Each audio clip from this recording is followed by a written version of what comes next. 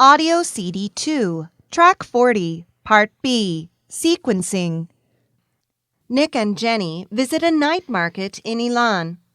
I want to check out this night market. It's supposed to have lots of traditional items. Good idea. I want to buy some souvenirs. What do you want to get? I don't know. Maybe just some jewelry. There's a jewelry vendor over there. But he's selling stone pendants. I don't want to get anything like that. I don't like wearing necklaces. In fact, I don't even own a single necklace. How about earrings? The vendor will probably offer you a good price.